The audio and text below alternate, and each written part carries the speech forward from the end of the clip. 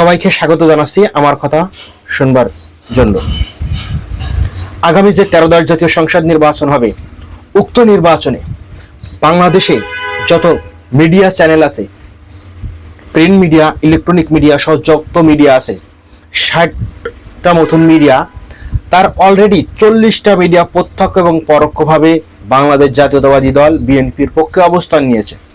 বাকি দলগুলো পরোক্ষভাবে তাদের সাপোর্টে আছে এবং বাকি যে রাজনৈতিক দলগুলো আছে, বিশেষ করে ক্ষমতার কাছাকাছি থাকা জামাত ইসলামের কোনো নিজস্ব একক রিয়েল অথেন্টিক কোনো টিভি চ্যানেল মিডিয়া নেই।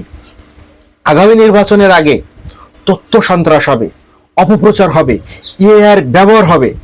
এই সব কিছু দিয়ে, এই সকল মিডিয়া দিয়ে একযোগে বাংলাদেশ জামাত ইসলামের বিপক্ষে অপপ্রচার চালানো হবে। আর এই অপপ্রচার শুধু মিডিয়াই করবে না, বিএনপি করবে এবং ইসলামপন্থী একটা দলও করবে, ইসলামপন্থী একটা গোষ্ঠী করবে।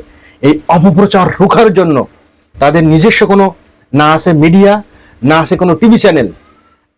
যখন জামাত ইসলামের যে সকল ফলোয়ার থাকবে, অডিয়েন্স থাকবে, তারা বিভিন্ন টিভি চ্যানেল থেকে বিভিন্ন ধরনের নিউজ পাবে, মানুষের সামনে কথা বলার জন্য নির্ভরযোগ্য তথ্য পাবে না।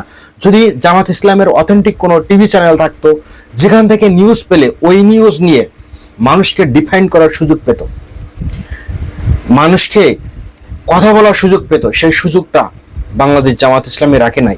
আগামী নির্বাচনে বাংলাদেশ জামাত ইসলামী মিডিয়া ট্রায়ালের শিকার হয়ে নির্বাচনে যতটা ভালো করার কথা ছিল ততটা ভালো নাও করতে পারে। আমি আলামিন অগ্রিম একটা সতর্কবার্তা দিয়ে রাখলাম জামাত ইসলামের জন্য। ধন্যবাদ।